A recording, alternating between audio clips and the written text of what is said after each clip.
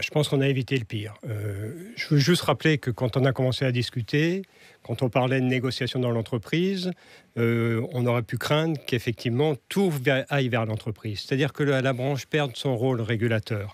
Ce n'est pas le cas. La branche gardera des domaines préservés, c'est-à-dire qu'elle pourra verrouiller pour qu'il n'y ait pas de négociation dans l'entreprise.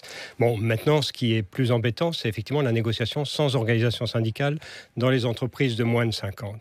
Mais je dirais, on peut l'éviter. Il suffit d'aller chercher une organisation syndicale pour négocier.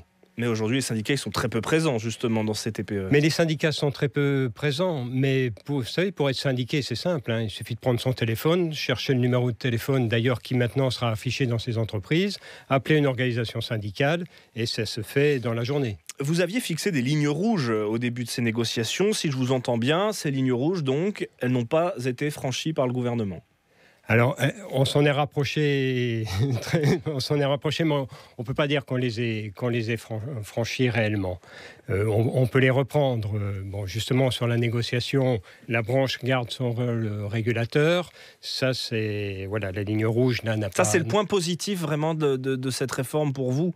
C'était la grosse crainte qu'on avait, en fait. C'est qu'on puisse négocier absolument tout dans l'entreprise. Et là, je le rappelle, en fait, la branche va pouvoir continuer à négocier tous les domaines. Seule chose qui change, c'est que l'entreprise pourra effectivement avoir un accord qui revienne sur l'accord de branche, mais par un accord majoritaire signé par les organisations syndicales. Le problème des entreprises de moins de 50, encore une fois, je pense que les salariés peuvent le régler en allant vers une organisation syndicale. Deuxième ligne rouge, c'était effectivement les indemnités prud'homales, ce qui passe le plus mal. Oui, on l'entendait. Une grosse déception, c'est qu'on avait demandé que le plafond ne descende pas, enfin le plancher qui est un plancher qui soit mis à 6 mois pour les plus de 2 ans d'ancienneté, ça on l'a pas obtenu. On a obtenu quelques petites choses qui font que c'est un petit peu plus acceptable. Donc, j'entends bien déception, mais ça ne va pas plus loin, ça ne vous inquiète pas, ça ne vous affole pas quand la CGT parle de casse du Code du travail, de fin du contrat de travail. Pour vous, on n'en est pas là du tout.